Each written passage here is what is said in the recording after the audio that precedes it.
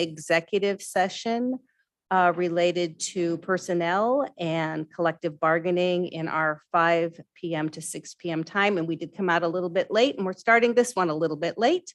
But now our meeting has started, and we will start with the Pledge of Allegiance. If you'd all please stand with me. I pledge allegiance to the flag of the United States of America and to the republic for which it stands, one nation, under God, indivisible, with liberty and justice for all. All right, and I'd like to point out that Director Weaver is not with us today. She is enjoying herself somewhere else and wasn't able to join us. All right, then we are up to finding our 2 students. I take it they're on Zoom. We have 2 seniors from Liberty High School, Dhruv and Naomi. If you are out there in Zoom, go ahead and turn on your video and audio so that we can see you and let you give your input. Okay, we got Naomi. And let's see. Well, we'll let you go ahead and start, and maybe is it coming on? He is. Oh, okay. Can you unmute Naomi? Yes. And now can we hear her? Yeah, but she did start. Go ahead and try to talk again, Naomi. Hello? Okay, there we go. Okay, that was on our end. We had to get sound on. Okay, so we have sound on. Welcome to our meeting. And I will let you and Dhruv go ahead and introduce yourself, and then go ahead and share your student input.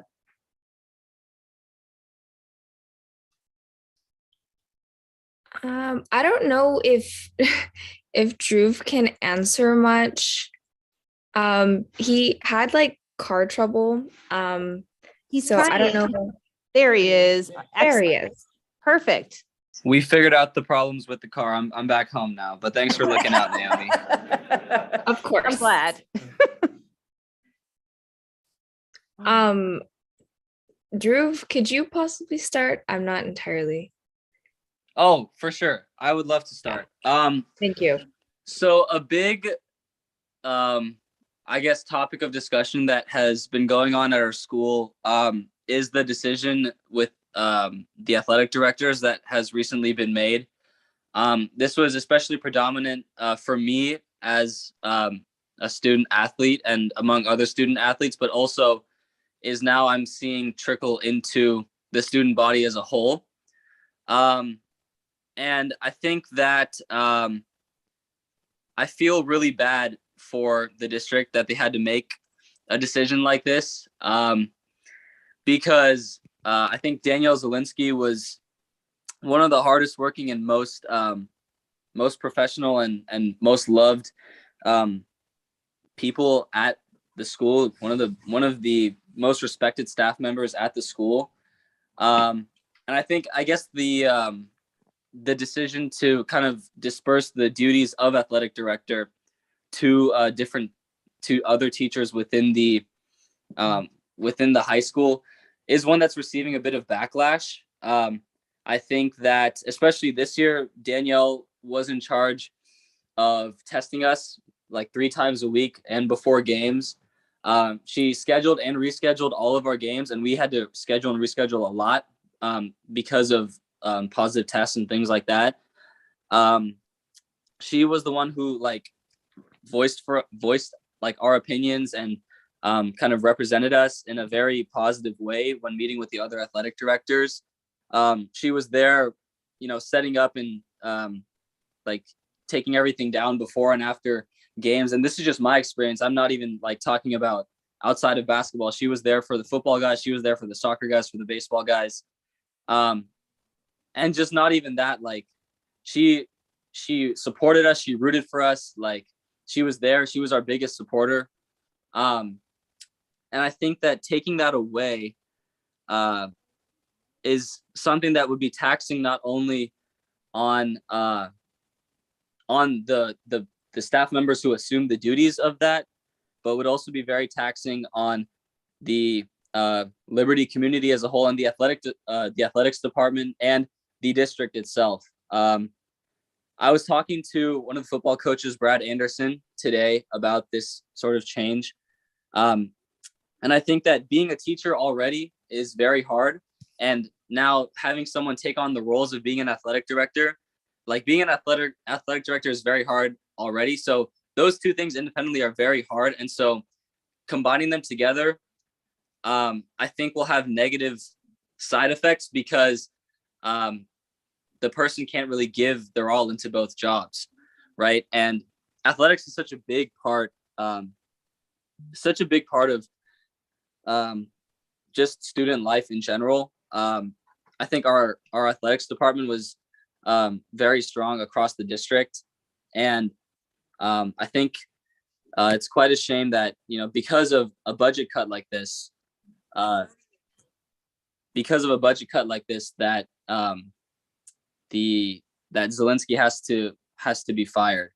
The community has sort of rallied around her in a way, and I understand that you all know that it's an unpopular decision, and so I would encourage you to think of it as Thank more you. than just Thank you for sharing that. We do appreciate it. We do understand that it is a difficult position to be in. All of the cuts that we made were very difficult cuts, and all of the positions and programs that had reductions will be impactful across the district. So I do appreciate hearing the perspective from the students there. I know that the model is going to be different, and I know that the people implementing it will do their very best to do what's right for students and to be able to still have athletics be a very strong program at all three of our high schools. So Can I ask you a question?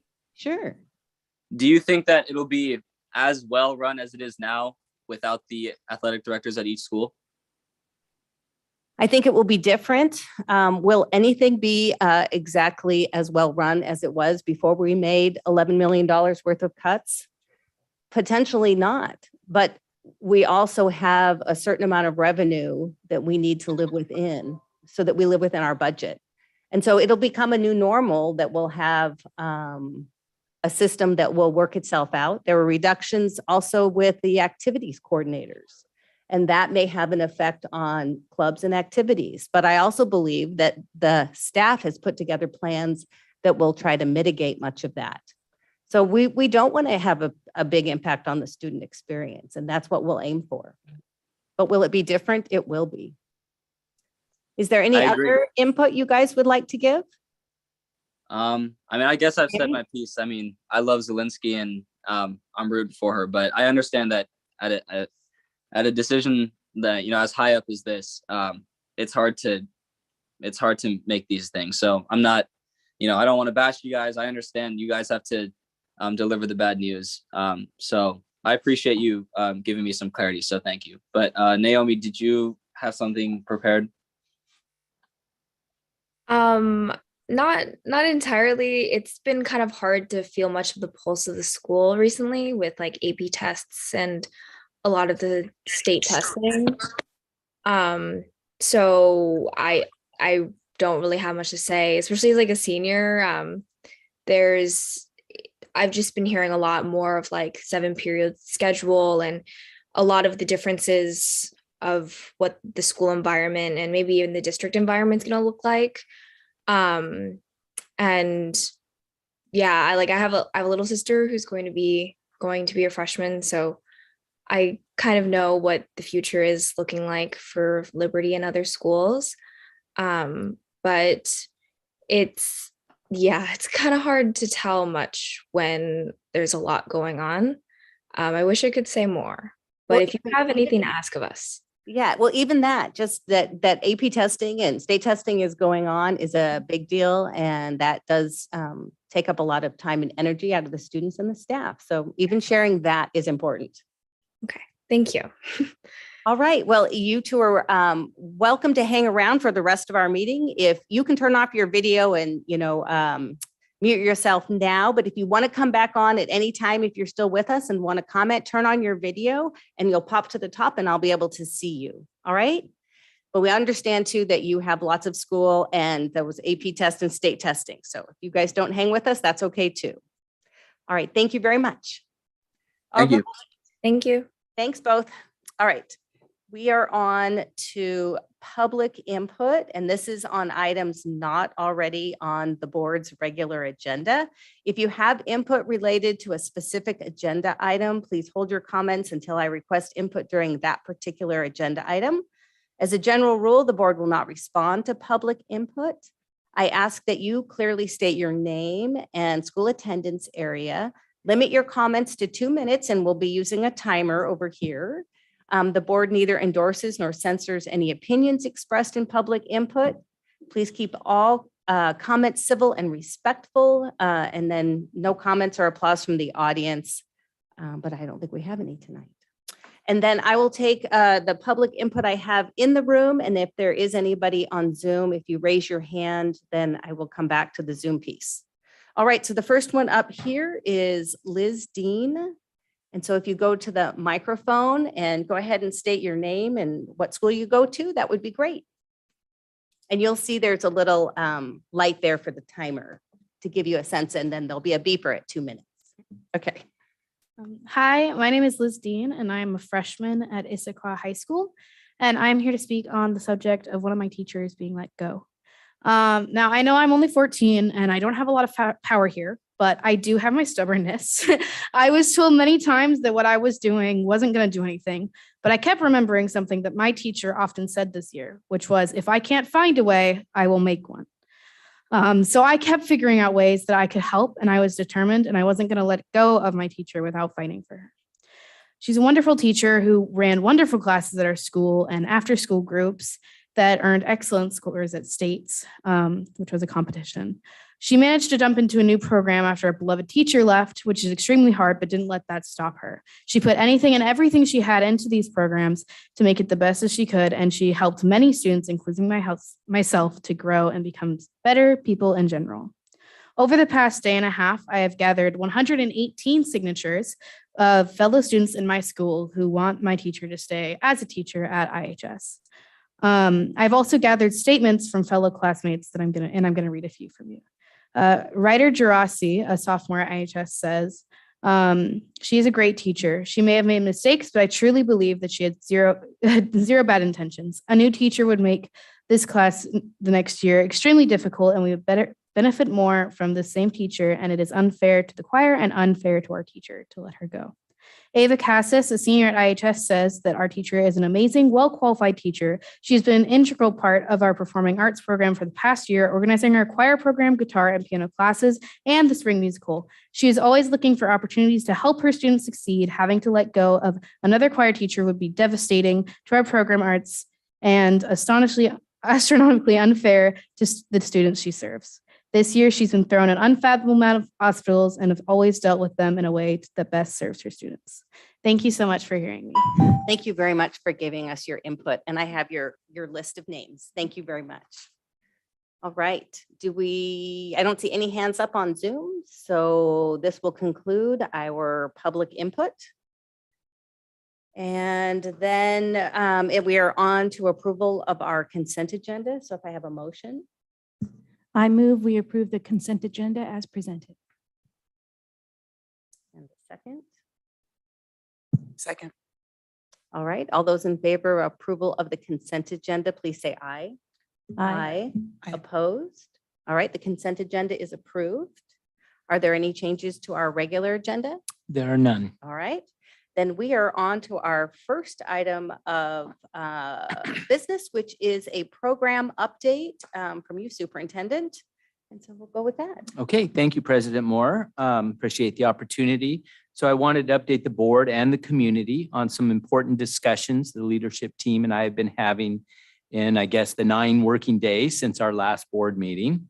As you'll recall, I noted during the last board meeting discussion on budget and program reductions that staffing for the 22-23 school year is far from done.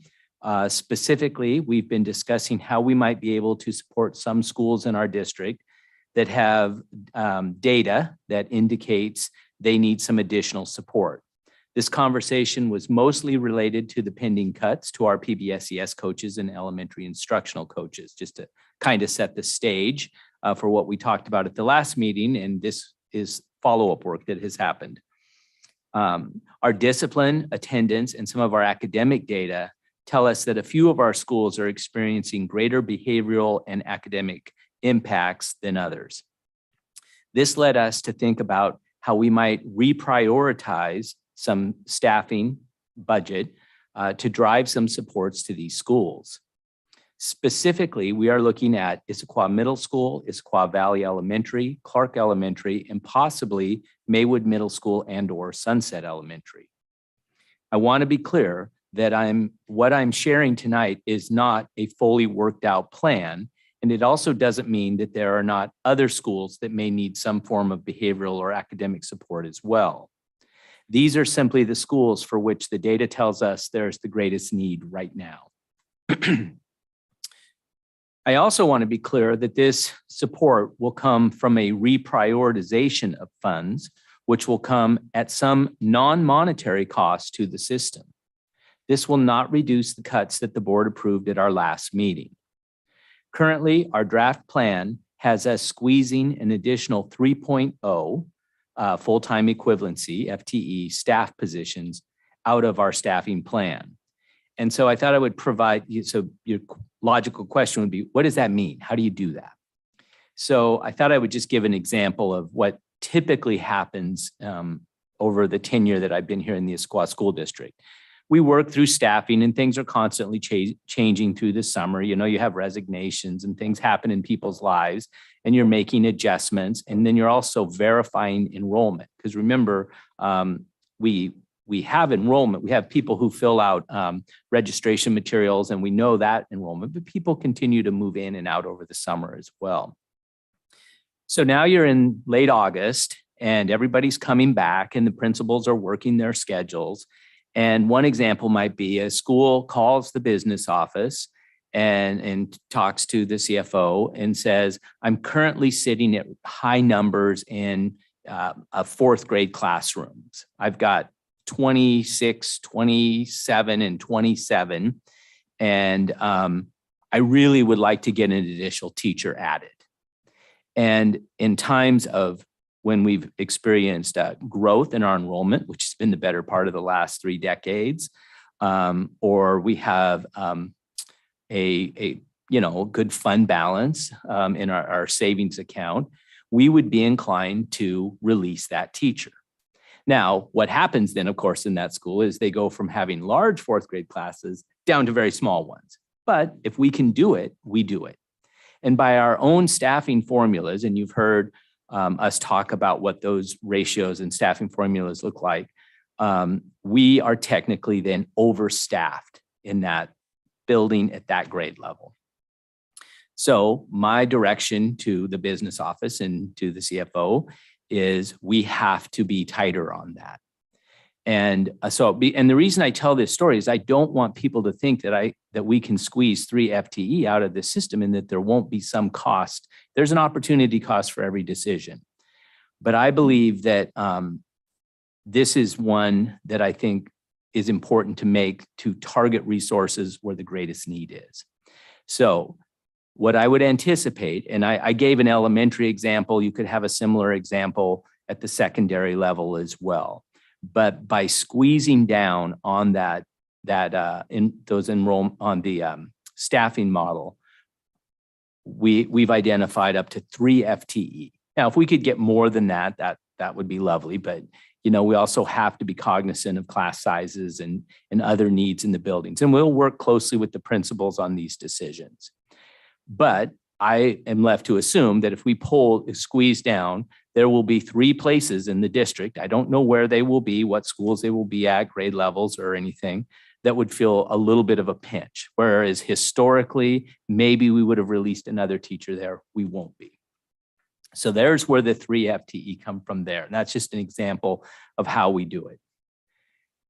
We are also in conversations with our friends at the Issaquah Schools Foundation and partners and our partners and the Communities in Schools organization on the possibility of receiving some funding for a 1.0 FTE social worker, a position that we've identified likely would go to Issaquah Middle School. Again, this school's data indicates the greatest need. And also, given that some of the other schools I highlighted, IVE and Clark, and I didn't talk about IHS, but Issaquah High School, are all part of this same feeder pattern.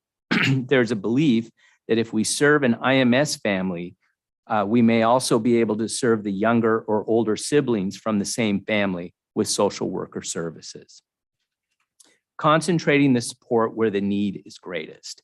If this collaboration comes together, that would put a total of 4 FTE support in the schools I've mentioned above. Part of the ongoing work on this plan includes working with the building leadership to determine what type of support is most desired.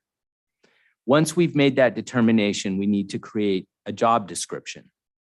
What I can share is that some of our initial conversations are envisioning some sort, this is on top of the social worker position, if we're able to secure that, envisioning some sort of integrated multi-tiered systems of support intervention specialists with the priority on direct support to students, with staff consultation as a secondary priority.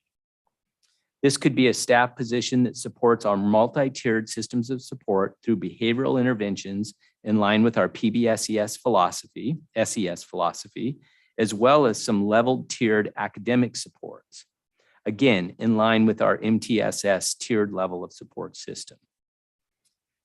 I do anticipate that we will have a fully vetted plan for the 3.0 FTE support positions in the next few weeks, so we can post and fill the position to be ready for the start of school at the end of August.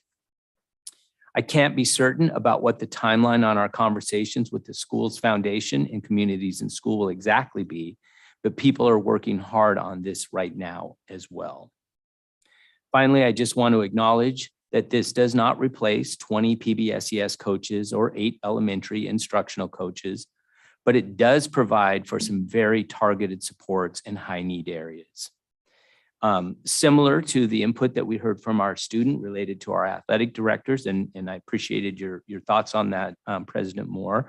I'm not here telling you that there won't be some negativity related to cuts.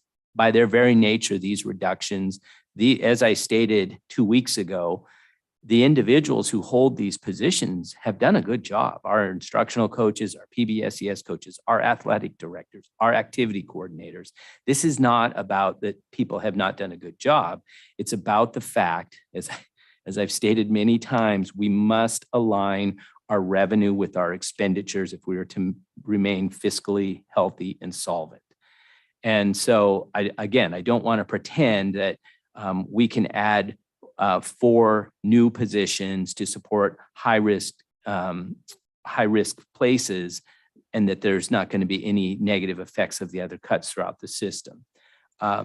We will work our darndest to minimize the negative impact of cuts. I know the staff is committed to that, both at the central office level and certainly at the building level.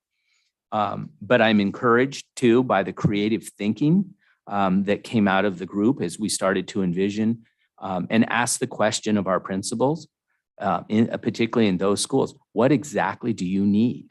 What do you believe would be the most help to you in addressing some of these behavioral issues that we've seen and some of the academic issues that we've seen? And often behavioral and academic issues can be linked as well. I also believe that this will help us continue our implementation of our MTSS work with social emotional learning component and PBSES component. So that I just wanted to provide an update based on that conversation that the staff is working on this. I think some of it is kind of exciting work, and sometimes challenges like budget cuts force a level of creativity and innovation that maybe you wouldn't have had otherwise. So I appreciate the effort that the team has put in. And I look forward to seeing what we come up with to better support those schools. And I would just also say that because when you have hotspots in the system, like we're experiencing in some of our schools, it does pull resources to those schools anyway, but not in a thoughtful and planned way, more in a triage crisis manner. So my hope would be that some of the other supports for those schools, some of like our executive directors who support the principals and stuff, will be able to put their attention in other places as well. So that's the work that we're doing in terms of trying to envision some new program supports, particularly for those high need schools. And I thought at this time I would just open it up for any questions the board or public might have. Anybody have any questions?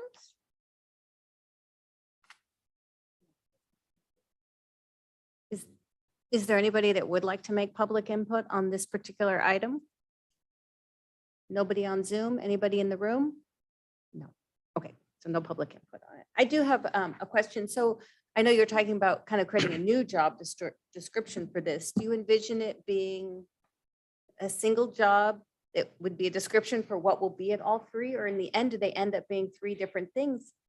Because partly each, depending upon what building it goes to, what does that building need? Or is there something that, I know you called it integrated MTS intervention specialist, and maybe that could be not vague enough, but allow it to be a little flexible for each of the buildings? Yeah, when we talked to the principals, interestingly enough, one of the things that they said they need is flexibility in the position.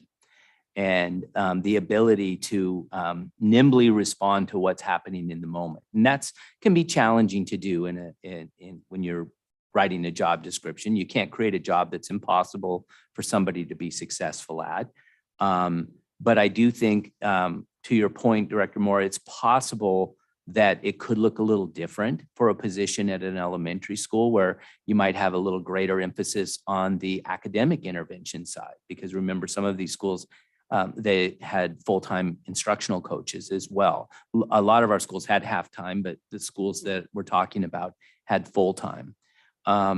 Maybe at the middle level. And you know, we've talked about it this year and we've seen it. And much like schools truly all around the region. And in fact, if you read yesterday's Washington Post article on the crisis in public education, you see a lot of these things, similar things playing out. And what I'm talking about here is it appears from the data and our experience this past year that middle schools in particularly have suffered a result of, my opinion, I guess I should qualify that, of last year's protracted closure to schools for students.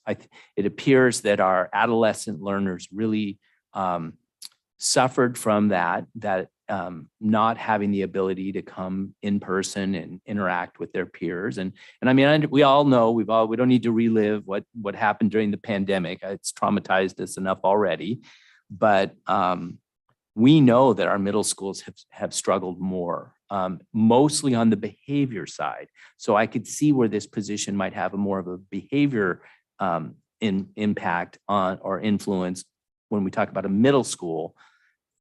And it possibly could be that at one of the elementary schools too. But that's just my initial thinking on that, Director Moore, is that we want to give some of that flexibility. I know I'm sorry to use a sports analogy, but we're kind of looking for some really strong utility players. That's what we're looking for, that will help us continue our PBSES philosophy, but more importantly, help us continue to implement a strong multi-tiered system of support, which is something we absolutely have to keep working towards in the system. Okay, thank you. That answers my question. Anybody have any others? Sydney? Yes. Yeah, so I think that's helpful. And I think maybe where you just ended, because I'm still trying to get my mental model, right, of the support structure. And it sounds like I just want to confirm with you that the way you're thinking about it is the greater ecosystem of support is the MTSS structure. Within it, there's differing specialties, different support specialties. And then depending on the need in the school, which I appreciate looking at based on the data we have, the experiences we're having, where we might need to flex different support. I I guess what is maybe post agreeing with all that, appreciating the focus on the schools that need, like how do we know it's enough? Like, how do we know it's working? What is the way to understand how effective, I guess, the approach is? Yeah. I think that's a wonderful question, Director Mullings, and I'll be honest, I think that's one area where and I have to own this as the superintendent, the leader of the system, when we were putting programs in place, like our instructional coaches and like our PBSES coaches, I should have been more intentional about doing exactly what you just said. So we're going to make this big investment. How are we going to know it's working? What are going to be the checkpoints along the way? And if you recall at the time that we pushed these in, the instructional coaches came in a little earlier but were revamped about halfway through their tenure. But the PBSES coaches, a lot of this came as a result of the McCleary money. And we had a lot of program, about $17-18 million worth of program pushed into the system at one time because we got a big chunk of money. And our goal at the time was to distribute that money among program and salaries. And that was kind of almost the direction that from the legislature. And I believe partly why we can do this is because our PBSES coaches did one of the primary tasks we asked them to do, which was help embed a PBSES philosophy into the buildings, consulting with the teachers and helping them do that. Their role morphed quite a bit, particularly in this last year, given the behaviors that we saw coming back from students and frankly, the need to just cover classes with high absenteeism amongst staff as we battled through the pandemic and everything. So I know the job kind of morphed a little bit, but one of the things I've been saying to my team, and I will be saying in my transition work with the incoming superintendent is, so we're going to create this and it may look a little different. I don't know exactly what it's going to look like in each school, but if we're going to create something like this, let's ask those questions on the front end. So as I heard you ask the question, just the things that popped into my mind, well, I'm telling you that the data, the behavioral data in these schools are what's driving it there. We should see an improvement in that behavioral data. If we're going to put resources targeted for that, that's something I'd be looking at. What was your baseline year, 2021, 22? In terms of your behavioral data. And then what did it look like at the end of the first year or maybe the end of the second year? Because you have to, good teachers monitor and adjust along the way. And I will own it that we didn't set up those structures well enough in the system. Anecdotally, I feel like we've had success in a lot of these areas. And I do have some data points that I can point to. I mean, prior to the pandemic, we nearly halved our disproportionality for Black boys in discipline from 3.5 to 2. So I don't think that just happened by accident. I think there was good intentional work that made that happen. We've put resources in our high schools to address on-time grad rate, and we've seen the on-time grad rate go up. So I do think that we have benefited from these programs. But I do think we have to be mindful if we're going to do this and we're going to spend, 3 FTE out of our own staffing and potentially the support of a foundation or grant funding for another position, that represents, about $500,000 worth of expenditure. We should be tracking it to see if it's getting the results that we want to have. So as they work on that, I would anticipate you look at the data that's driving you there, and then you ask yourself, is that data improving? Have we improved attendance rates? Have we improved the amount of discipline referrals or suspensions? And on the academic side, are we seeing some gains in literacy or math? So again, this is not a fully vetted out plan, but I would think, and then I would apply this to just about anything going forward. When you put the initiative in place, pre-plan how you're going to assess the effectiveness of it along the way. That's an area where I think the system could do a better job, and hopefully the person who follows me will be more intentional about doing that. Yeah, because a lot of this, it's in response to the need, and especially if the needs change, that Mm-hmm. won't always necessarily need that support. And could be That's another right. school at some point needs it. So it isn't necessarily something that by definition is forever. That's right. That's a great point, Director Moore. I think honestly, if these things work, they should, by working the need, they should take care of the need themselves. The need should go away. Now, I'm smart enough to know that in a large, complex system like this, need pops up in other places. You're exactly right. And maybe this will help us to find what kind of a support position we can create as, and I know we've talked about this, almost like a triage strike force when we see things. And it does happen where for a few years you have no issues in a school, and then something unique in the demographic changes there, and all of a sudden you're dealing with it. And I mean, we experienced that a lot this year, but again, it was hard to tell what it was because we were coming off of the prolonged shutdown of the schools. What was driving that? Thankfully, we're getting more time behind us from that Yes, we are. and more of a normal school year. Yes. Even if it's not quite normal.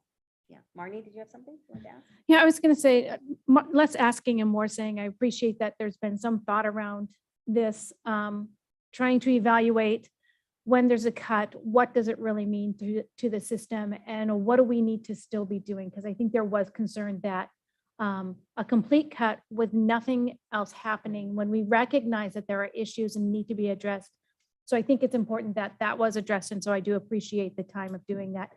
You know, as it's grant writing season, it is, you know, I don't think that the district has ever thought about going after grants. I mentioned it at the last meeting. Mhm. You know, there's a grant closing on Monday around youth development. And when I read it, it's so much of the work that we're already doing. Is there any way we could get support for that? Or family connections, that grant closes on the 24th, there's still time, you know, and is there any way to bring resources into the system to help us mitigate some of these losses that we're feeling? Yeah, and I appreciate that. And if you're aware of things, because I know you're involved outside of your role as a school board member in interventions and so forth, Director Moraldo, don't ever hesitate to forward them to us. We do occasionally apply for grants.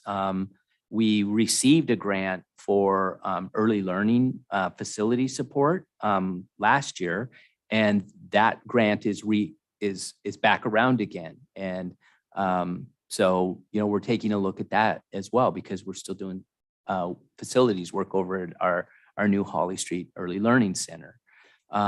So, you know, grants is one way to offset some of this. And so we are looking at some other things as well. Some of it is a little bit too early for, I guess, I wouldn't feel comfortable speaking publicly about it because it's just in the early stages. But I do anticipate that there will be some resources that will come into the system from other sources like grants. And I guess technically communities and schools is partly a grant funded organization as well.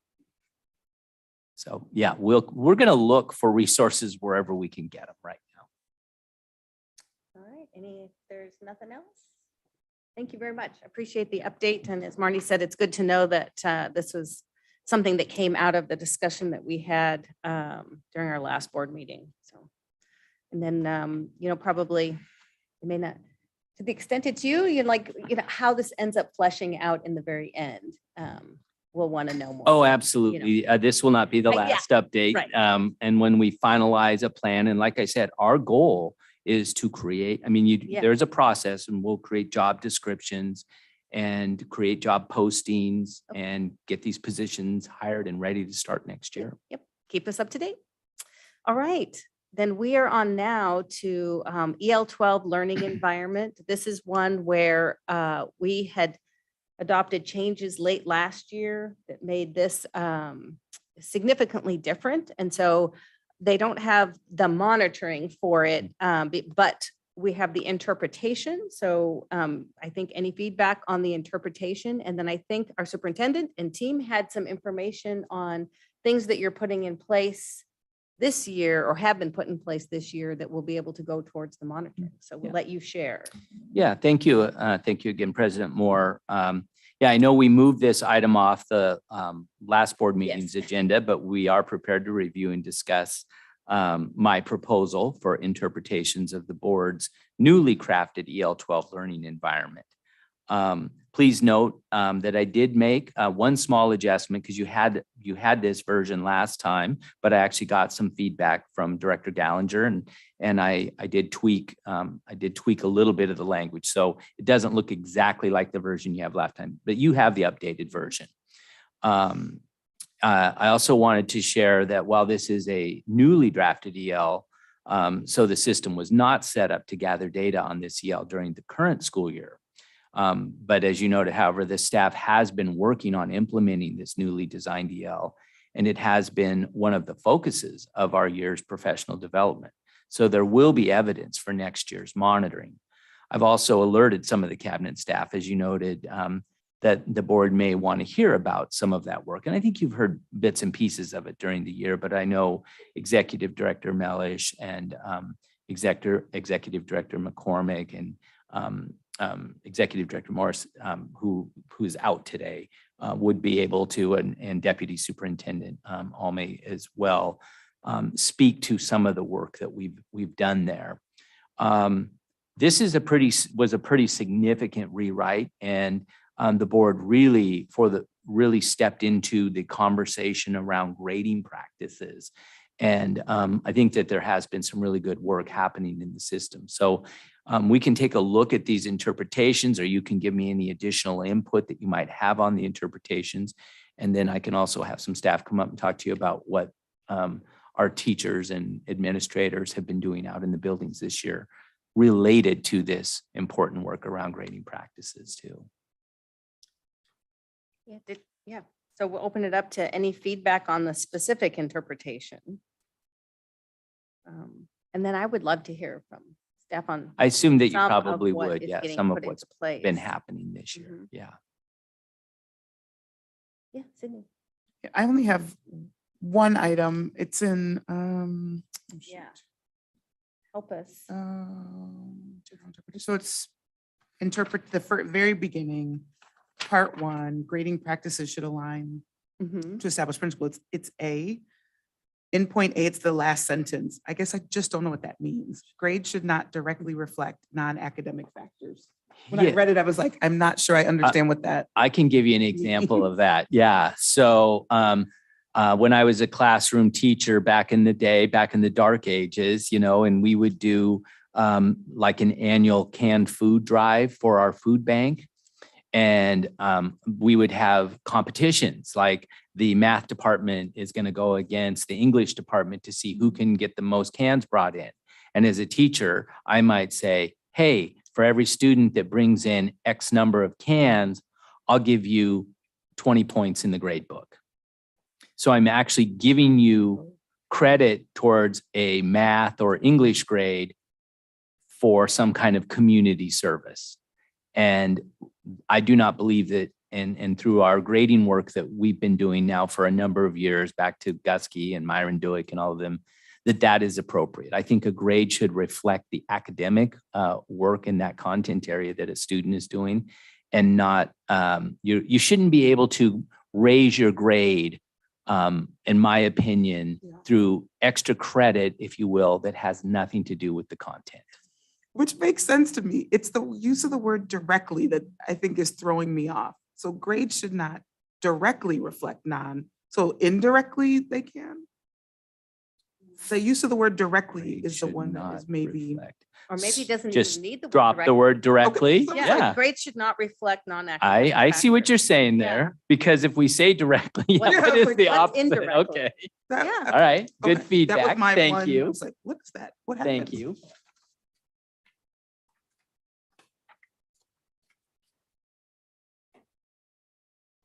As we hear from staff, I think for me, we did adopt this last spring. Mhm. And so obviously getting it with evidence this year is not realistic.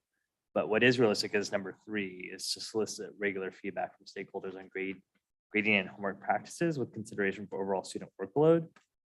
And then your interpretation is to say, I interpret this to mean that district and school staff will survey families and staff on grading and homework practices, including the amount of schoolwork students are completing at home and whether homework is supportive of learning. So has that happened this year?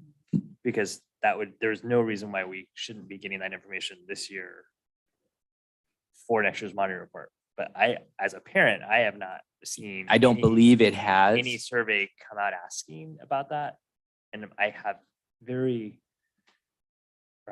big concerns about our 16 elementary schools and the lack of alignment, and truly even in my small part of the district where there's like 6 elementary schools that you could like throw a rock from each building. There's wildly different practices of homework.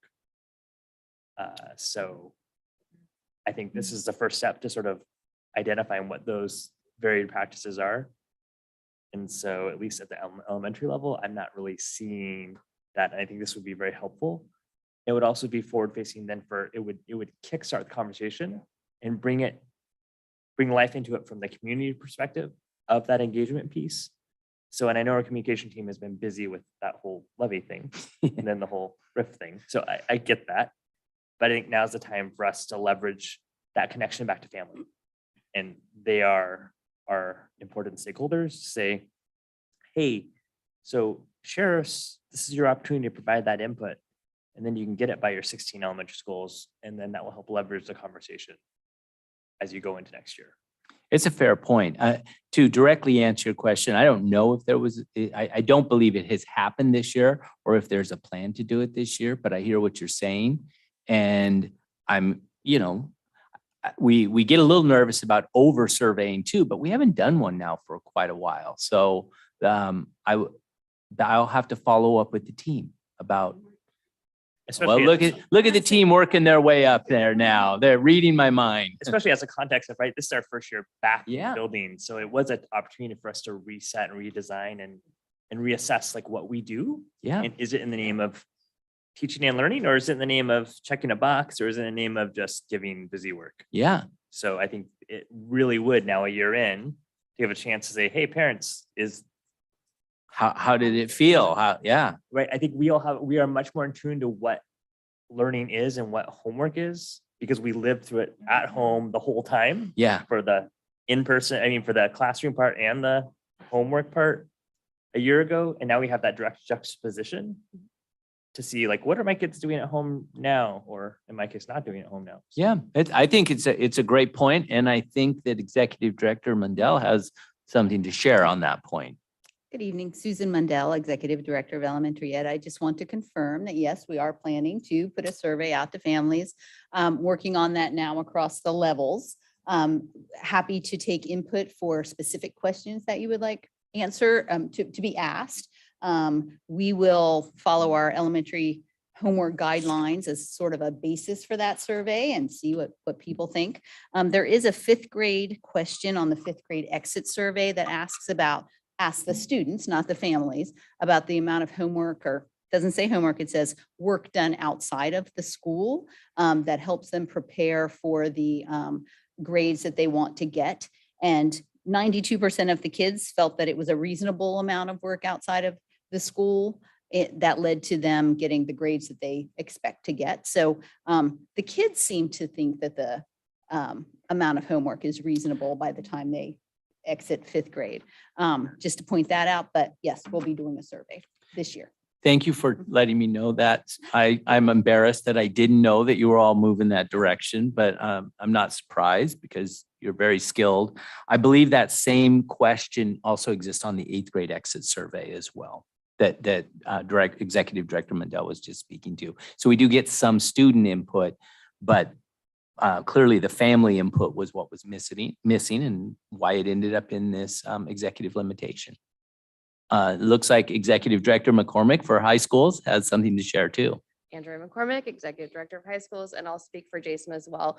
We are also developing a secondary survey. We decided because we don't want to do survey inundation, but we also have some things we're curious about beyond just homework and grading, to really thoroughly look at one really broad survey that we want to go out to ask about high school social emotional learning and flex time, given that Liberty Community is going to be joining us there, to really make sure that we're cleaning up and being consistent in all of our high schools and prioritizing what our students and parents want from those experiences. So it's going to be a comprehensive survey, but it's also going to include several questions about grading and homework. And we're expected to push that out. We intentionally waited till the end of the year, even though we looked at that in EL 12, mostly because we didn't want people answering the questions with like COVID PTSD still lingering in their brains in the fall or winter. We wanted it to really be about their experience from this school year back in person. So we're just finalizing the questions. The draft is going back out to high school staff and middle school staff for final feedback. And we expect to push out probably the first week of June. Thank you. Good evening, Dr. Josh Salmi, Deputy Superintendent. In addition to that work, I can't say enough just of the planning work that Executive Director McCormick, Executive Director Morse, who couldn't be here tonight, Executive Director Mellish have done all year long in working with our principals. Our entire January Professional Development Day was spent at all of our middle and high schools, looking at aligning their grading practices and courses. And then we are going to continue that work from a district-wide perspective with significant time in August and throughout the school year next year. So a lot of that groundwork has been laid and it will continue on. And thanks to not only our team here, but our teams out in buildings too, who have really leaned into that work.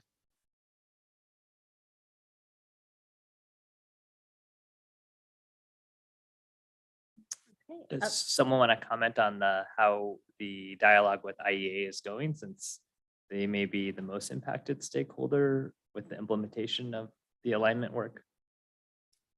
Who's drawn that straw? I'll take Andrew McCormick, Executive Director of High School Ed. I think just like anything that we do, it's like a sensitive topic, but I think that we always focus on the loudest voices. And I would like to just say that I think the majority of our teachers not only agree with this work, but are already doing a lot of this work. And so I like to focus my energy on that as how it's going. Because one of the very first things we did at the beginning of the school year was survey our cohorts, so our classes, so all the biology teachers at, say, Issaquah High School and all the chemistry teachers at Skyline High School, et cetera. And we found a surprising amount of them were already in alignment with the building level. And we had them submit some of their practices so that we could kind of evaluate them against the priorities of EL 12. And we were, I think, pleasantly surprised that most of our teachers are doing a lot of this work already. And so it's really just about, cleaning up some of the things and really giving some time for reflection. So that was nice. I think that one of the things that we continue to struggle with all things with professional development with teachers is there often is just this response when we give examples or give support that's like, oh, you're just telling us how to do our jobs, right? And we want professional autonomy. And the interesting part of that, the reverse, is if we don't give them examples, they say, oh, you just tell us what to do, but then you don't even know how to do it because you're not giving us examples. So I think we're still living a little bit in that tension. But I think it's just like things that we have to work through with all things that we do, and finding a way to strike that balance and make sure that they know that this is a collaborative effort and the resources we're providing are there. We agree that there are multiple ways to do this well, and continuing to encourage them that we do want teacher creativity and that brought to the classroom. And I spoke briefly to you all about it, but one of the things I'm excited about for our next phase of EL 12 in August is we're going to do a board interview video where we interview you about sort of your goals with EL 12. We talked about it a little bit after SIP meetings, but I'll be emailing you soon to set up some dates just to sort of like address that myth of like, we're not going to a prescriptive model. We're not going to exactly telling you how to create recovery efforts and stuff like that. And I think that'll really help with that encouraging component of making sure that they know that we believe they're professionals. We believe there are multiple ways to do this well, especially with variations between content areas and things like that. So I think it's going well, as well as it could be with knowing that this is a difficult topic that's really at the root of a lot of people's day-to-day lives when they do this job. So I don't know if that answers your question, but no, I think it's helpful perspective, and because I think that brings into perspective that, right, I don't think any of us are trying to tell teachers how to teach or what to teach it, but it really is, we want every student to have that opportunity to demonstrate mastery. And that is something that is certainly important to me, and I know to many of my board colleagues. probably all my board colleagues. So you guys have the hard work of implementing that. So thank you. There you go. There's your It- snip. To be clear, it was recorded because Yeah. everything we do up here is recorded. Yeah, and Rich Mellish, Executive Director of Teaching and Learning Services. And I just wanted to say, Executive Director Morris and I were culling through the feedback we received in January's professional development from middle school teams of them putting their best thinking forward of how to align their practices to EL 12. And just wanted to note that the vast majority of the feedback we received, the best thinking we went forward with, seem to be on point and really understand the why behind this. But it's also led to some good conversations. I've had a few different teams that have invited me into some conversations they're having where they're really truly wrestling with how do we achieve the why behind EL 12 while still addressing the need. So for example, with late work, like how do we make sure that we hold students responsible for staying on top of their learning and not constantly being behind their learning while not penalizing students for having a difficulty at home, for having a convergence of due dates, for having, a big issue that came up that maybe I had to take care of my younger siblings and I couldn't get my homework done. So we really are trying to engage in the why. And I think this has been a year where it's been difficult to have as rich a conversation always because there's been so many concerns and so many things weighing on our plate. I know I'm mixing my metaphors there, but there has been a lot on our plate. And so we do look forward to picking up this conversation in August, but I really want to show an appreciation for the statement at the beginning of the EL 12 that gets into the why, the rationale, because we can pull that forward. And I also want to show an appreciation for the teachers who have really engaged in the instructional approaches to that. And part of that, I want to get to Director Mullings, this question about direct versus indirect impact. Part of it is this question of, in the grading practices, we talked about how, in the days where we're like, you're getting off task, so I'm going to dock your points for the day. We wanted to take behavioral reinforcement and remove that from academic scores. So remove the behavioral reinforcement from academic scores was really critical. But also we do know that lack of being able to attend to a lesson, significant issues with constantly having late work will have an indirect impact on grading. So that's why I wanted to say it's not that a student who's struggling with productive work habits, we don't want to dock their grade because they have poor work habits, but we do want to recognize that poor work habits will have an indirect impact on their grade, very possibly. So that's where the heart of that statement, I think, comes for me and in our discussions with teachers. So. Thank you for that explanation, Rich. One thing I will say, and I really appreciate the staff and the work they've been doing here. And I'm going to maybe, I don't know, this is maybe a little less delicate, but I guess if anybody can be a little less delicate now, it's me. And that is that I hear terms like the vast majority are doing this. The problem in a secondary school in particular, one person in one department sees 150 students. And so if that one person is not in a line, it does create a big problem for a lot of kids and families. And I know it's hard for me to say to any, and again, it's a delicate balance. We're not trying to create a lockstep program where everybody must do everything exactly the same way. What we're trying to create is a fair, consistent experience for kids, because we've all heard the stories. We know it gets out there, and whether it's true or not, perception becomes reality. Boy, you'll want to get Mr. Thiele for social studies because he grades easy, or he's the guy that will let you build your grade with garbage extra credit, or, and we have to have the courage to take those conversations on. And again, I'm not saying you all have to be exactly the same, but when we have these outliers, and I truly believe they're outliers, and the survey work and everything that the staff has done this year, I think has been great. We have to take it on, because it's got to be everybody. Yeah, because the problem it creates is inequities. That's right. And right, the whole point of this policy is to address the inequities that we know exist in our system, K-12. Yep. I completely agree. I also think it goes back to, I mean, a fundamental thing is what is a grade? What is its purpose? You know, and I often say grades are currency, but they should be communication. And I think what some of this is when you start saying this grade is aligned around academic understanding and mastery of the information, the grade now becomes more of a communication tool back to parents. And I know at one time we had actually explored having like 2 or 3 grades per class. So you could address some of those behavioral issues.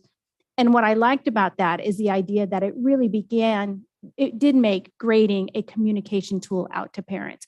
You know, the nice thing about elementary grades is that it comes in, there's commentary around that, right? There's an understanding. My student got a 3 is okay because a 4, if you got all 4s, you're probably in the wrong grade kind of thing. But there was also comments around that to be able to address, and we lose that at the secondary. So, you know, and I think it's why it shifts to grades. By the time you're in high school, your grade is currency that you're going to spend at the college of your choice, rather than a communication tool. So what I do like is that this does make it more of a communication tool, and we're communicating the same standards regardless of what teacher you have. You made a comment there that I completely hope that higher ed takes to heart, because I think higher ed is part of what has driven the current system. And I'll just tell you, and I feel blessed to have been able to attend some wonderful higher ed institutions in Washington State. But I can also tell you that it is in some of those very same institutions that I saw some of the worst grading, experienced some of the worst grading practices that things we would never tolerate in the Issaquah School District. And the problem that I have with higher ed having such an influence on that, particularly in a system that literally has some of the, if not the highest percentage of kids matriculating directly into a 4-year university, is that's important to them. And I recognize it. I'm not going to pretend that it's not. If you're trying to get into a school and grades and everything matter, but I really wish that we could shift to a world like you're describing, Director Moraldo, where it's really more about what we're communicating, and it's not the currency, as you call it. But you know, we don't live in a vacuum, and we do have to prepare our kids to be able to get into the universities and all of that. So you know, I think there's a conversation to have around grading that doesn't just start when children enter public education. I think it should follow all the way into the higher ed systems as well. And I know that there is some discussion around that. There's been some experimentation and things in some schools about it, but you know, it's interesting. We still grade very similar in the higher ed world to the way they did when I was there 40 years ago. That's so true. All right, any other points on this one? Sure. Sure. For number 5, I think our intent as a board was to not just talk about that. The interpretation really focuses on acceleration. We were also focused on the remediation. And one of the things that your team has brought to us, as well as we hear from building principals and SIP meetings, is that for especially the middle school students who have to take any sort of support class, and that limits their opportunity for electives and exposure to things. So that's where we're really trying to hit the heart of like getting that student input into is the sort of like, hey, if I know that I need more math support, then how can I still be able to take whatever tech class or whatever may get them to school every morning class. And so I feel that that's missing in the interpretation. I have no idea how you would add that, but just you have a sense like that was part of the discussion that got us to that one. Just so you know. It's a fair point, because you're right.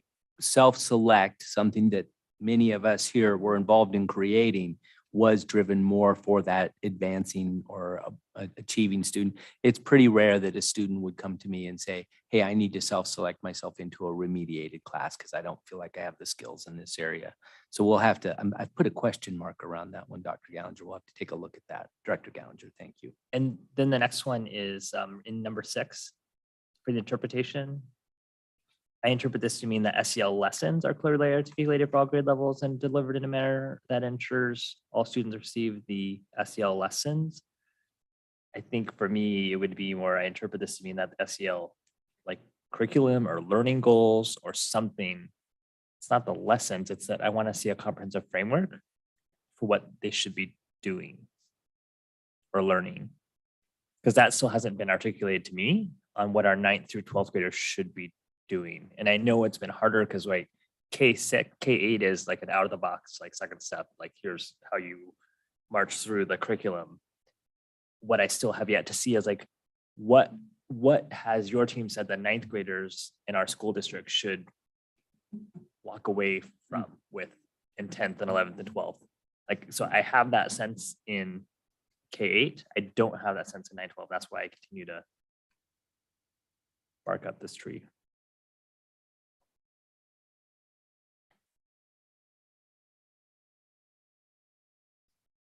Great. This is exactly what we needed. And then moving on to 7. So it's not, your interpretation talks about the counseling services and mental health resources. Absolutely. I think it's also the self-identification of what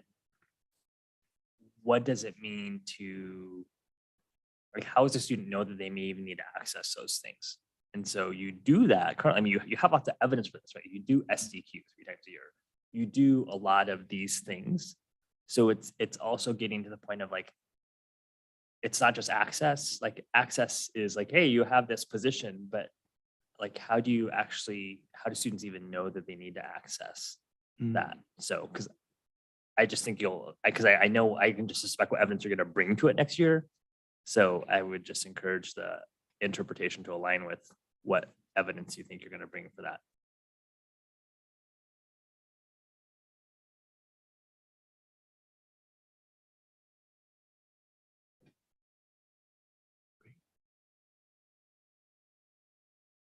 It's good. Thank you.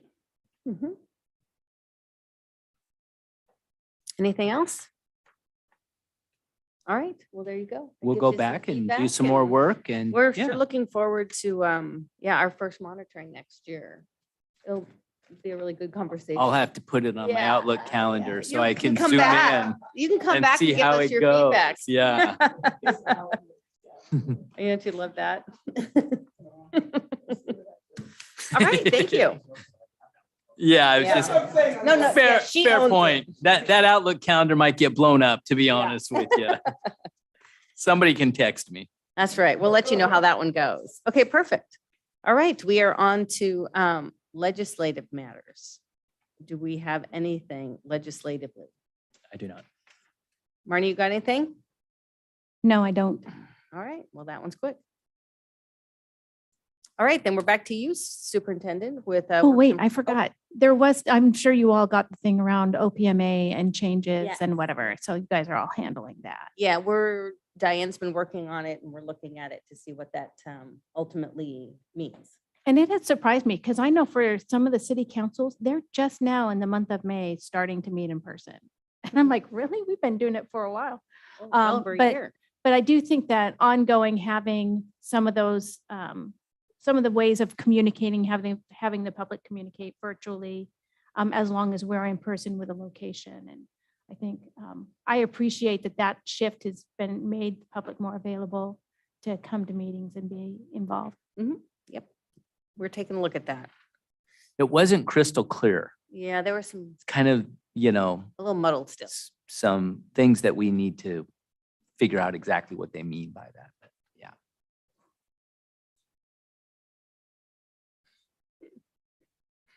All right, Okay. works in progress. Works in progress. Okay. I'm going to confess some of what I'm going to speak to tonight. My work component of it was pretty easy because I basically just had to show up and maybe say some things, but I think there's some really neat things that have been happening around the district.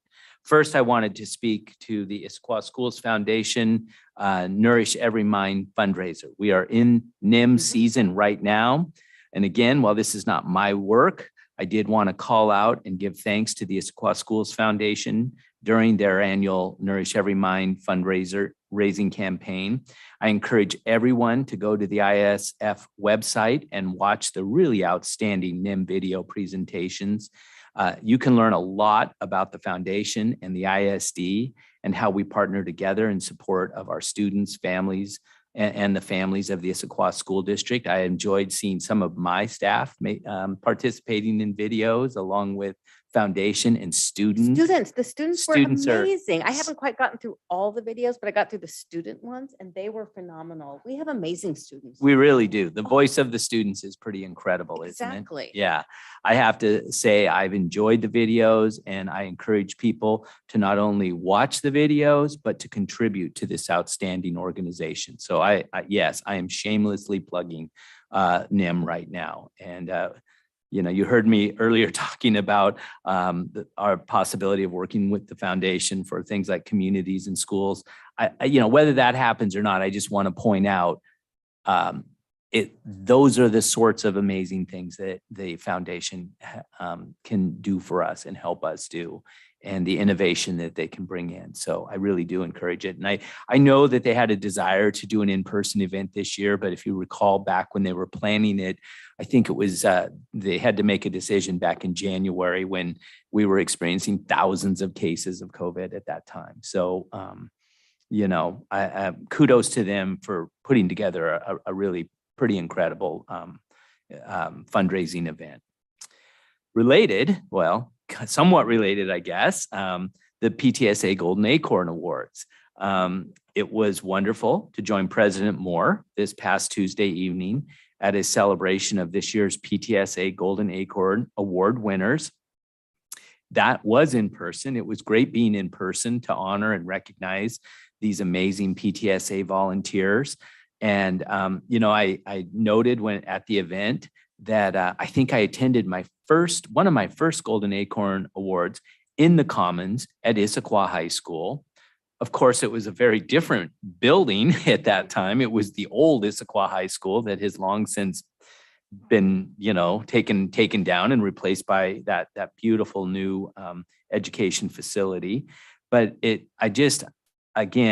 over the course of my career, I have appreciated so much our parent teacher student organizations, our PTSAs, particularly in the Issaquah School District. And I've worked in a few other school districts in my career, but I've never seen such an active and involved PTSA that does amazing things to support our students, staff, and families. And so it was really fun to be with them. And I know it's been, like everything's been challenging for everybody when we're virtual and when we're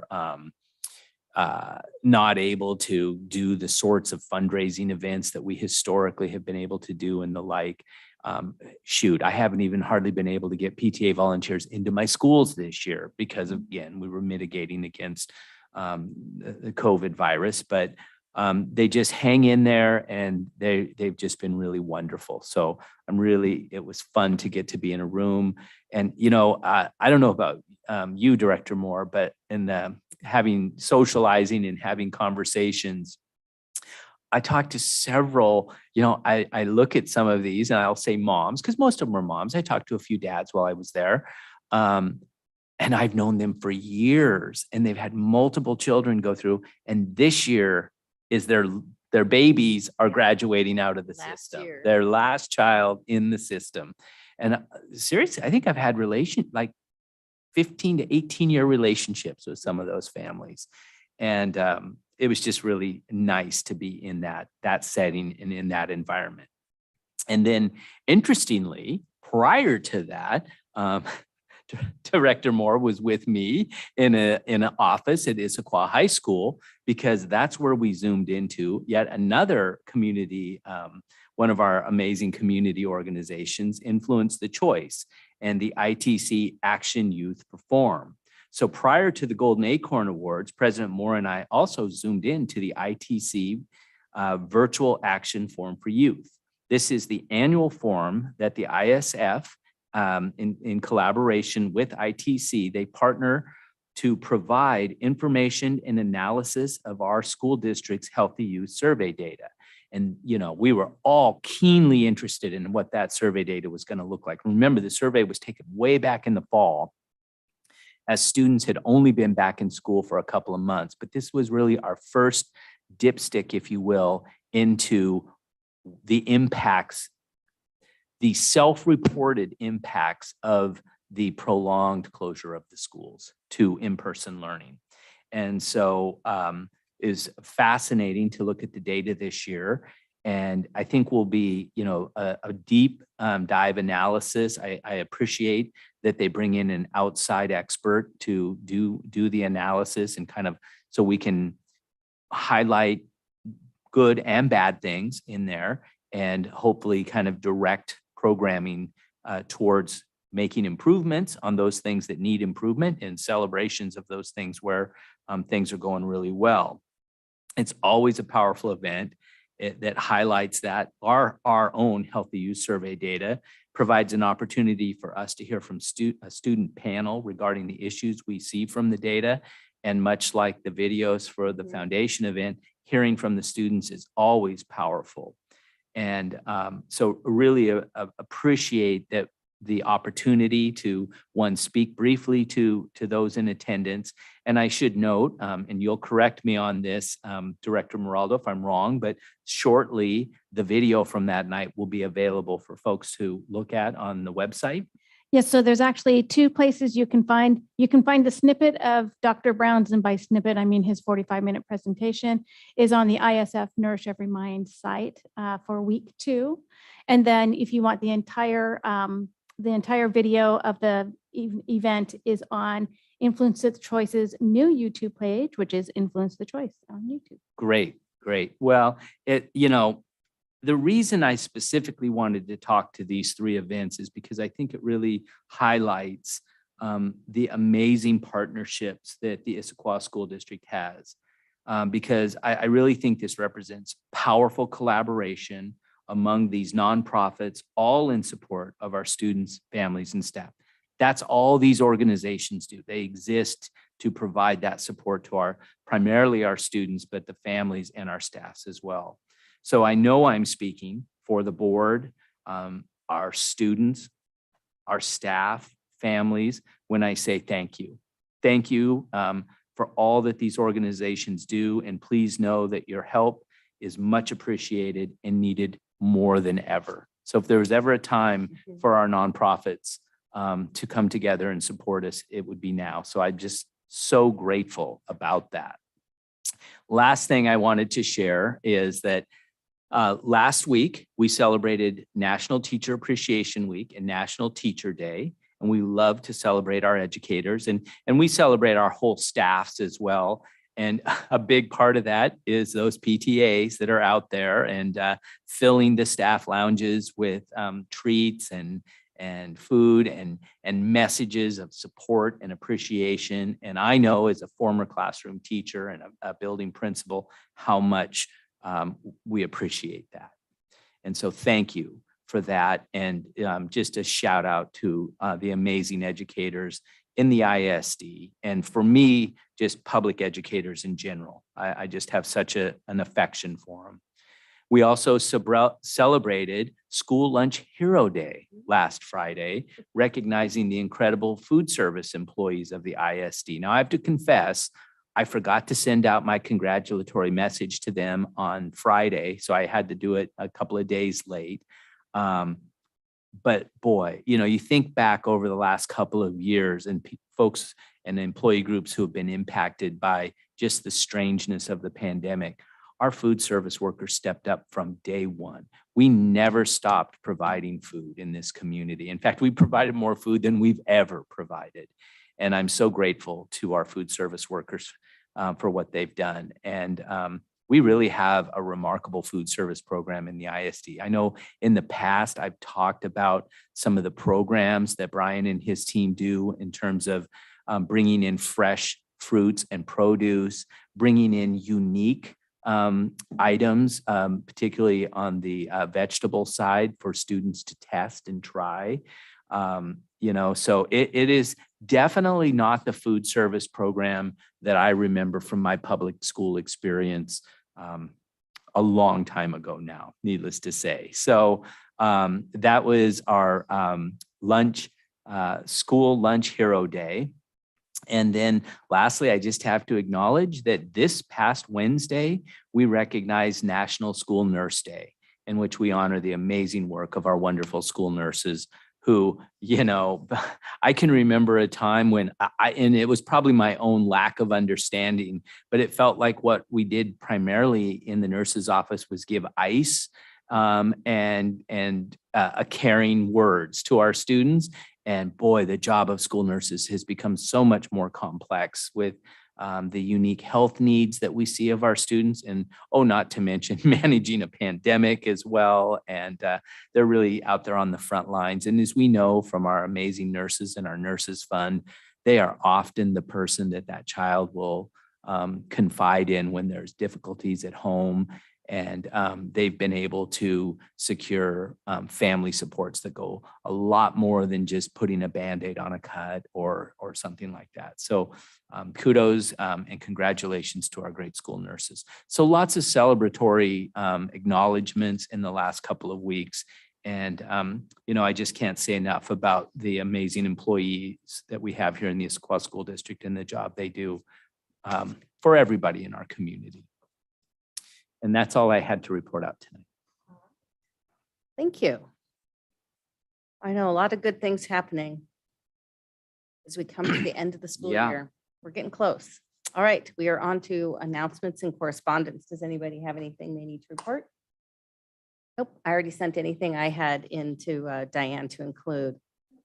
All right, so calendar and future agenda topics. We have a number of things here. So the first one is that I'm very pleased to announce that I've reached an agreement within the parameters from the board with our new superintendent, Heather Tauyik. I'm very excited for the new opportunities we're going to have for our school district under the leadership of our new superintendent. We'll be bringing the contract for board action at the next board meeting. Suzanne will be there and she's been an integral part of this whole thing. So I think that's appropriate.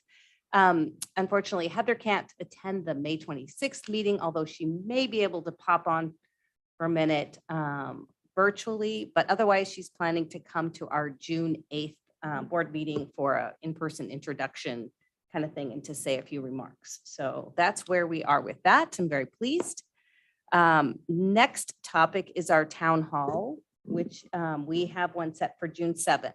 And our location has turned out to be challenging because all of our schools are very busy with activities. And so one of the challenges is like even Beaver Lake and Pine Lake, although like in the library might be open, but the Commons has a big choir concert and they realized it would be very disruptive to have people going up and down. Skyline, both theater and library are all booked up. So the option that is coming out as the most likely is to use one of our elementaries, and that would be like Creekside. Now for this, because of the changes in the OPMA, we don't have to have a remote option to that meeting. And those were always meant to be in-person things. We only did the remote option because it was required of a meeting. And that part of it has changed. And so if you're all good with Creekside, that's where we would end up having it. And you can still have your display and, do the mentee part of it.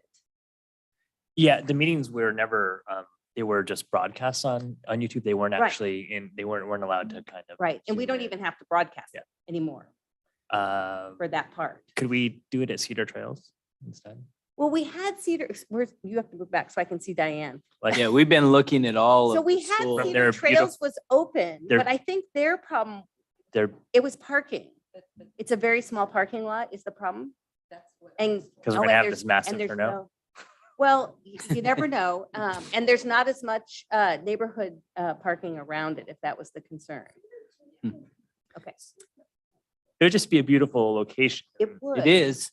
And on the library, it would be just Yeah, the libraries they felt would be kind of hard because there are so many all the racks of the books. I don't know if they can. They They might didn't feel have that to was do the some easiest way to moving around. have it. Yeah.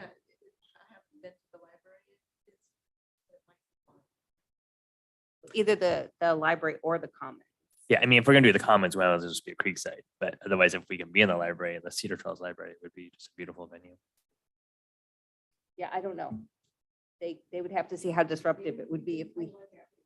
Oh, just to be clear, I've presented there actually. Yeah, no, I presented, Director Weaver and I did a levy presentation there. It was a relatively small group, so we were able to just set up in one small part of the library. I'm gonna go out on a limb here. I don't think I have any library shelves, in any of our newer schools that aren't on wheels that you can kind of move to the side. Now, the librarian might be listening to this going, I want to choke him. But that we can look into the ability to, because I think given the size of the crowds we've had at the previous meetings, it felt cavernous in a big room. I think it would almost be better in a small room.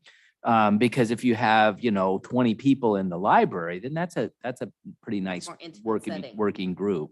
So maybe we need to do some looking at whether we can secure that library at Cedar Trails. And it is lovely up there. You're up on one of the upper floors, and it is a really aptly named school because you just see the cedar trees out the windows. Yeah. So it really is Okay. beautiful. Then we can move forward trying to finalize securing that one for the June 7th.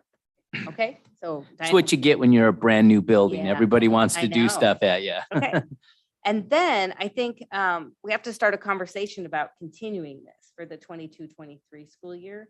Because I think it would be helpful if we're going to keep doing these, to get them scheduled and so that we can secure our facilities. Now, on the one hand, I mean, it's also very easy to use the high schools and the theaters we were in. Part of that was because we were having to live stream it. We won't have to live stream it. We could come back and say the theaters are too big for doing this, but we could use the libraries at the 3 high schools. But it's up to you guys or collectively about continuing these and trying to get them scheduled and when we want them throughout the year. I think we need to continue them. I think we agree. did 3 in-person ones. I would like to see do a spring and fall virtual ones. So, because I think it's all about access points and giving people who would like to participate but couldn't go in person. I think we just need to always be mixing it up, not in order to help increase access, not to try and eliminate it. But that would be my suggestion. I'm not prepared to calendar a date tonight for that. No, we didn't have to have dates, but to start thinking about these as far as getting them calendared, because it's super hard to get the 5 of us together. And as it is, we don't have all 5. So for like this June 7th one, I can't be there. And so even making an effort to try to get all 5 is super hard. So. I definitely would like to continue them. I like the mix of in-person and virtual if we decide. I think 3 is probably good in a year. This year we. Well, 3 because, Just 2. Yeah. do you mean, What did did we you do mean this that year? just for the virtual piece? Yeah, so we did 3 this year by theater pattern. Yes. Yeah. I think 2 next year would be good. Yeah. Oh, we could do that. I see. I thought what you said was you wanted 3 and 2 virtual ones. And I'm like, wow, I was walking away with 5 of these thinking, I thought okay, does that, I'm sorry. Let me clarify. 2 total Oh. yeah, sorry, no, we did 3 this year in each feeder pattern. I think doing just now 2 virtual, one fall, 1 spring. Sorry. But why just virtual? Well, I think hybrid is hard, period, because Yes. I think either way, then you feel like you're ignoring part of the audience.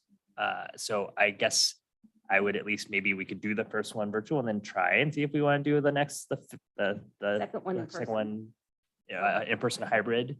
Yeah. But Yeah. I think the first virtual one will be very full. We Mhm. know any virtual meeting, and so therefore I want to honor and respect that we'll probably have like 50 to 60 people on a virtual one Mm. compared to 20 to 30 in person. And so I think part of it of accessible facilitation is being able to manage that. And so I think for our first go around into virtual, we should just do just virtual, and then maybe we'll be able to blend it together by. Well, either that or Spring. do 1 virtual and 1 in person. Right, we could do Right. that too, And then- but I would find me being central, because like we've gotten feeder pattern Right. and then. If we're moving away from the 3, which we always end up with, because we have the 3 feeder patterns, right? Right. So if we're moving away from the 3 to hit each part, then doing it in the middle here makes the most sense. Right. We would just do them in our boardroom, Right. which is easy to secure Yes. by and large. It's ours. Sometimes. I mean, although it's Sometimes. very busy too. It does have your name on it Yes. though, and everybody knows who okay. uses it, who has priority. Okay, so, okay, now I'm getting there. 2 next year, centrally located, well, 1 virtual and 1 in person. And I think it'll be good to see from the public standpoint, how engaged are they if we do it virtually versus in person? Right, and I do think it's And what hard to mix the happens the 2 week because it's before. hard to have the attention on both. So I think it's either a virtual and everybody's virtual, or in person and everybody's in person. Yeah, I okay, could support that. I think, I just think we need to give a virtual option once a year. That's all. Right, okay. Yeah, no, that's good. Okay, so that gives us direction and we'll come up with some idea of how to place those. All right. The next thing is we have successfully established a date for our August retreat. It's the August 23rd. Diane sent out a calendar invite, but what we need now is we'll have to take action to put it in place. But first, let me ask, what is the preferred start time? I know Diane threw out 8:30, but I think some of the other ones we've started at 9. I don't know if there was the reason we switched to 9 was still there. Does anybody have a preference on what time we start?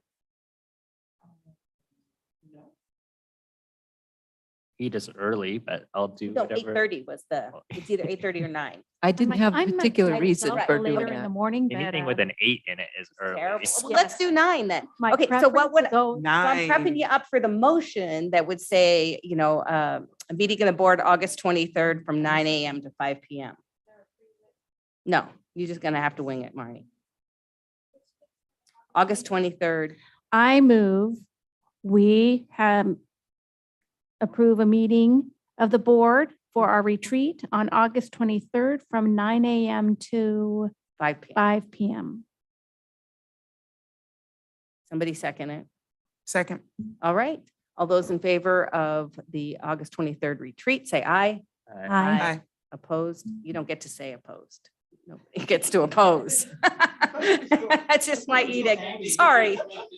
No, too bad. No, okay, so that one is calendared.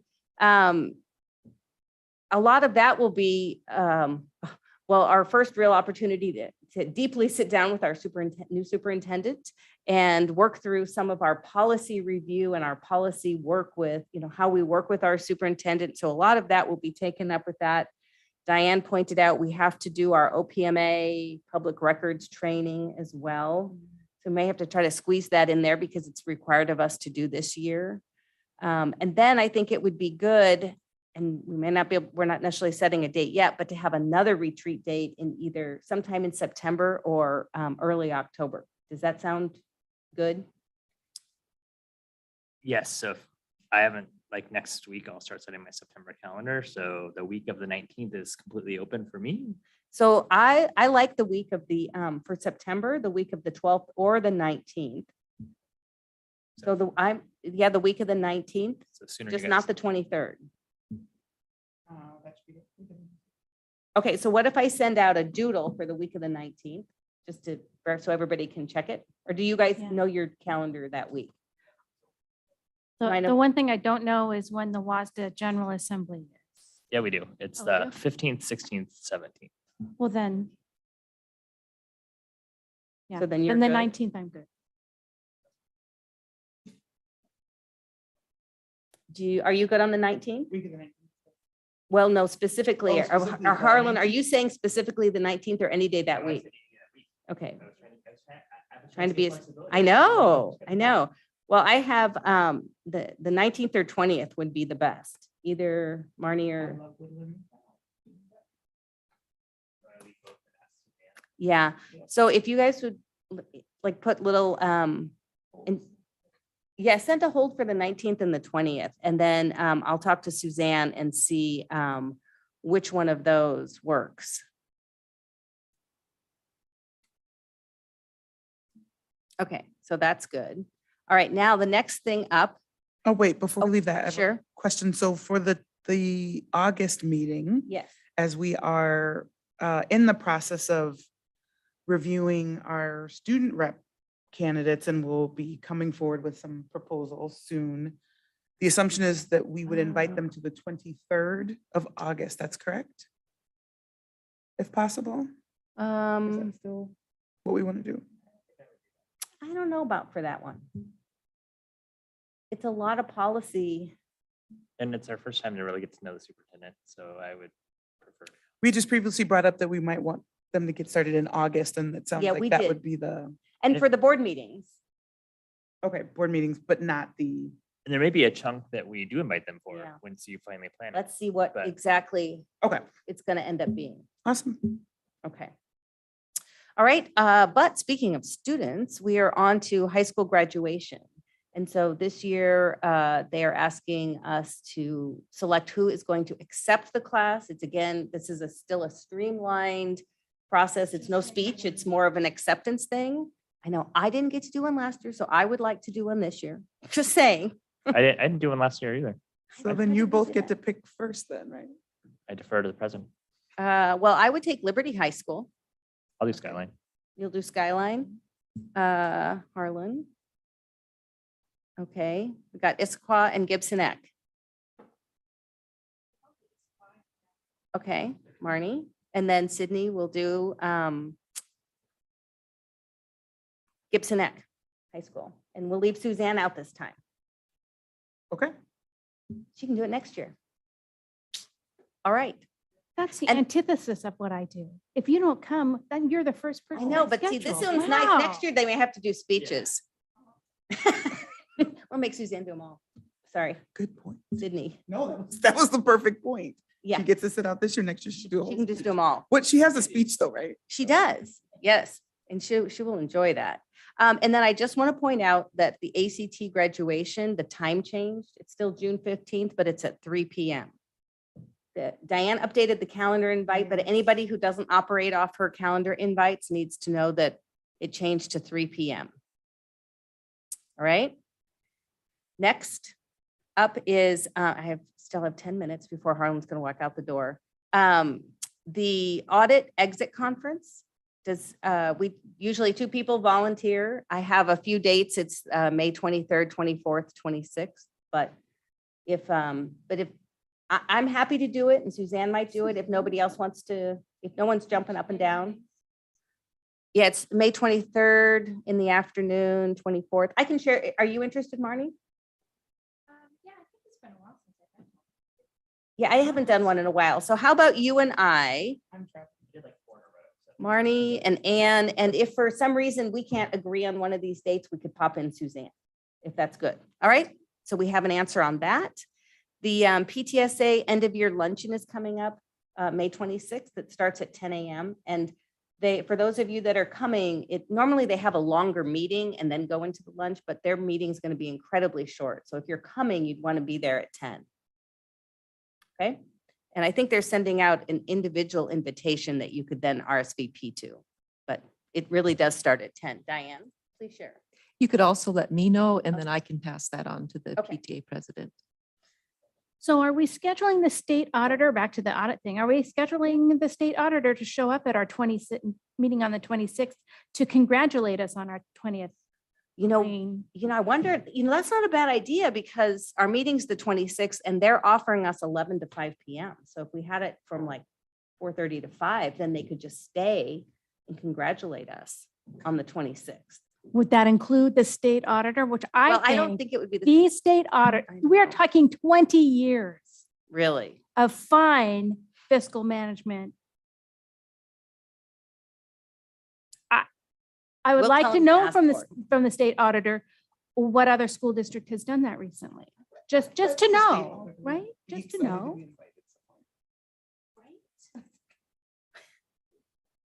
And it's about 20 years worth of clean audits. So We're inviting him for good news. exactly. You would think.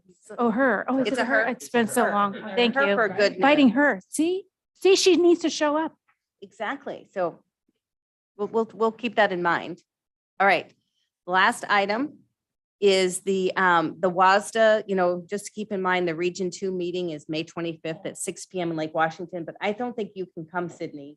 I mean, you're welcome to come. But earlier you had indicated that date wasn't available for something else when we tried to put something else there. So I think that Suzanne and I are going, and then Marnie and Harlan are part of the WASDA piece. And then the last one for WASDA is annual conference. And that is going to be, pre-conference is November 17th, and then the conference is November 18th and 19th.